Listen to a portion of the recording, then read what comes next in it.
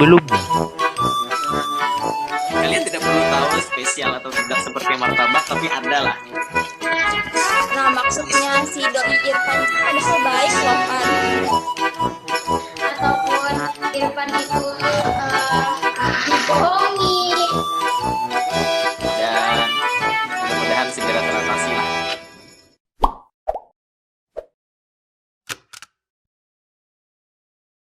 Nah, tadi kan kita udah bahas tuh apa arti ghosting, kemudian kenapa orang melakukan ghosting, terus apakah ghosting itu selalu salah gitu. Nah, karena di sini kita punya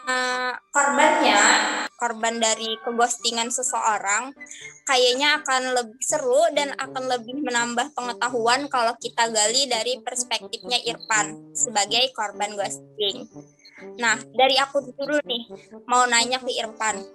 Irfan Silakan. sendiri ada nggak sih dampaknya kira-kira dari di ghosting itu? Ya, sebelumnya perkenalkan saya Korban ghosting. korban ghosting. Jika ditanya bagaimana dampaknya, sudah saya sebutkan tadi sedikit-sedikit. Bahwasanya saya mengkhawatirkannya gitu. Saya khawatir dengan keadaannya dan saja itu kadang membuat apa sih istilahnya itu overthinking gitu. Kalau memikir. Kemudian dengan hal seperti itu saya juga ragu akan diri saya gitu. Saya bilang saya ini baik hati tidak sombong, tapi dengan kehilangan dia tuh itu tandanya saya tuh ada yang salah di saya gitu. Jadi saya merasa insecure gitu. Belum lagi ya anxiety kecil itu selalu menghantui gitu. Khawatir tadi kan. Dan kadang kalau terlalu sering memikirkan itu bisa rada badan itu pegal-pegal gitu. Ya seperti itu sih. Sisa-sisanya rahasia lah. Tapi aku pernah dengar loh katanya dampak dari ghosting ini tidak hanya menimbulkan itu rasa sakit, tapi juga bisa loh rasanya itu kayak luka fisik. Gimana tuh? Betul banget. Ini ya, menurut Janice Philhauer, PhD, dalam podcastnya APA, judulnya itu Speaking of Psychology, bisa teman-teman lihat di YouTube-nya gitu. Nah, di situ Philhauer katakan bahwa ada korelasi antara rasa sakit dengan cara kerja otak. Nah, hal itu ia katakan bahwa rasa sakit fisik dan emosional itu sebenarnya berada di jalur saraf yang sama. Dan dalam sejumlah penelitian itu telah dilakukan yang menunjukkan bahwa kayak penolakan sosial, kemudian ditinggalkan, ghosting yang kayak gitu, itu akan menimbulkan rasa sakit emosional yang setara dengan cedera pada tubuh gitu.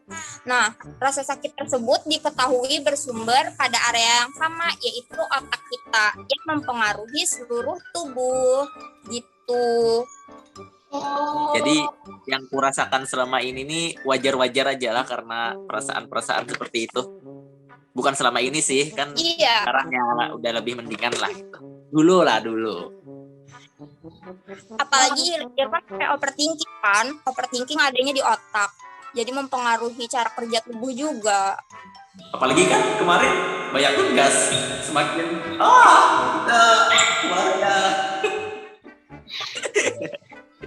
Berarti Irfan tadi merasakan dampak-dampak yang gitu ya, yang merasa overthinking dan segala macam. Terus nih, gimana nih cara Irfan itu bisa bertahan, bisa Irfan ini baik-baik aja loh sekarang gitu.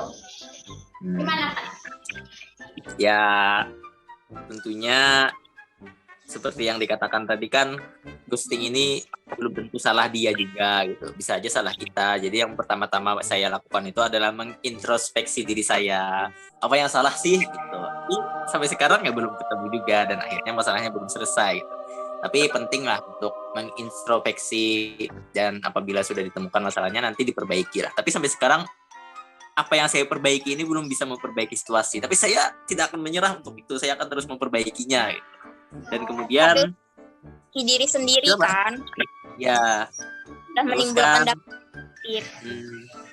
terus coba aja gitu hubungin sebisa kita untuk terus mengontak inya itu dia ya. Jadi kita coba terus hubungi dia gitu sebagai usaha kita bahwa kita tuh nggak mengabaikannya gitu lah. Kita mau sebuah kejelasan gitu. Jadi kita harus tetap menghubunginya gitu. Dan ya sampai sekarang mungkin 3 kali sehari saya masih hubungi tapi ya belum dibalas juga gitu. Ya susah juga gitu. Kemudian setelah itu mungkin saya fokus saja pada hal-hal yang bisa saya lakukan, kayak misalnya kerja tugas atau pekerjaan rumah dan berteman gitu. Fokus pada hal-hal yang bisa dilakukan lah. Jangan hanya fokus pada dia aja gitu. Ya mungkin bisa sekali 2 kali menghubungi, tapi jangan terlalu fokus dan nanti kan overthinking gitu jatuhnya. Kemudian yang pasti itu saya selalu ingat perkataan dari sahabat Nabi Ali bin Abi Thalib yang mengatakan bahwa jangan terlalu berharap kepada manusia karena Ali bin Abi Thalib itu telah banyak merasakan kesakitan, tapi yang paling sakit itu adalah berharap kepada manusia gitu. Dan ya mungkin dari sana terlalu berharap sehingga mengalami ya ada gelitikan-gelitikan lah di dalam hati gitu. Dan yang terakhir pastinya coping religius lah bisa disebut, lebih mendekatkan diri kepada Tuhan gitu, sadar diri lah gitu.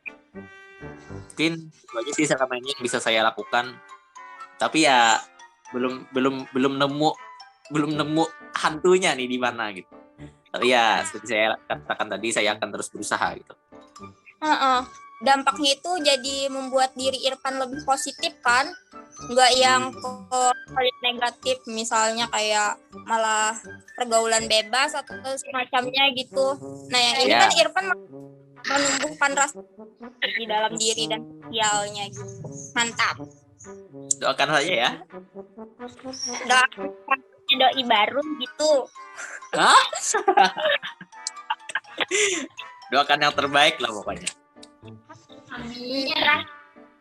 Terakhir, menurut Irfan apa sih yang lebih baik? Ini masih dari perspektif korban ghosting ya. Apa sih yang lebih baik dilakukan oleh para ghoster di luar sana ketimbang ghosting gitu, supaya dampaknya itu nggak terlalu menyakitkan untuk diri si ghosting? Apa ya? Itu kayak angan-angan saya untuknya gitu. Hey, Anda telah mengghosting saya. Siapa tadi namanya? Ghoster ya? Iya. Ghoster. Anda yang telah mengghosting saya ya. Coba lebih baik kita tuh meeting dan talking daripada sebuah ghosting gitu. Kita selesaikan dong dengan sebuah kepastian. Jangan digantung-gantung seperti ini gitu. Walau kepastian itu menyakitkan, tapi setidaknya itu tidak lebih menyakitkan daripada kita digantungkan. Seperti itu. Ya gitu sih. Saya berharap bisa mendapat sebuah kepastian daripada kita digantungkan dan menimbulkan sebuah perasaan yang tidak nyaman. Mudah-mudahan ghosternya nanti nonton ya. Amin. Amin. Ada pesan nih Irfan buat orang-orang yang suka ghosting. Buat orang yang suka ghosting, ya itu tadilah, lebih baik meeting sambil secara umum. Kalau secara umum ya coba Anda lihat ke dalam diri Anda sendiri lah gitu. Ada banyak hal yang lebih baik kan kata kalian tadi selain ghosting gitu, daripada harus menyakiti kedua-duanya tanpa ada kejelasan gitu. Lebih baik kita tahu apa sumber rasa sakit dan sumber masalah itu daripada dibiarkan begitu saja. Dan ya seperti itu.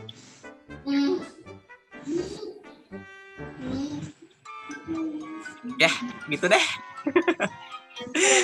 Semoga para hantu-hantu di luar sana bisa kembali menjadi manusia lah gitu.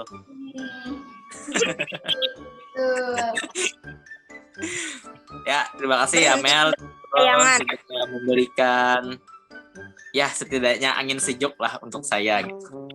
Iya betul. Oke, sudah mungkin lebih ya waktunya. Ya, terima kasih Irfan sudah mau sharing-sharing pengalamannya menjadi korban dari ghosting. Ya, terima kasih juga. Nah, balik lagi. Amin. Amin. Gitulah.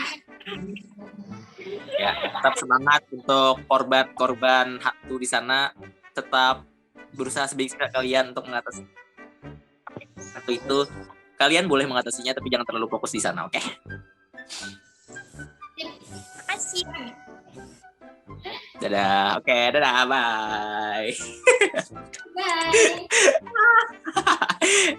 Informasi tambahan sedikit untuk para pendengar, dirangkum dari Whole Health Center University of Washington, ada beberapa cara agar ghosting ini dapat dihindari dan hubungan sehat dapat terbangun.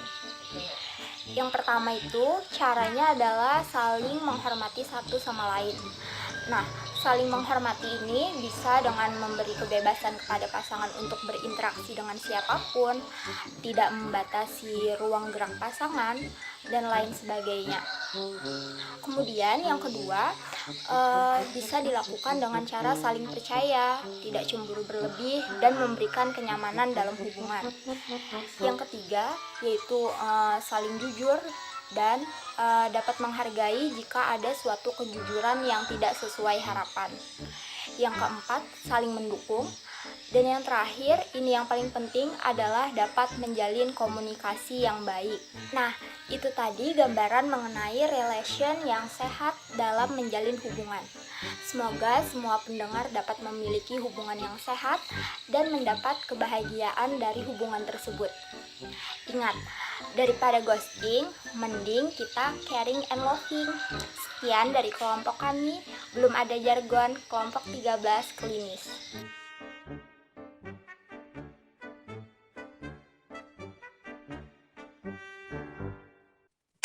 Jadi sebenarnya tidak ada sebuah kasus ghosting yang kami alami lah. Saya tidak sedang mengghosting ataupun dighosting. Saya tidak ada masalah dengan ghosting. Tadi itu cuma bercanda, teman-teman. Cerita ini Jadi hanya belakang. ya, jadi semoga kalian bisa mengambil yang baik-baiknya dari sini. Dan sekali lagi saya tidak mengghosting ataupun dighosting ya. Saya memang punya masalah tapi tidak dengan masalah ghosting. Terima kasih.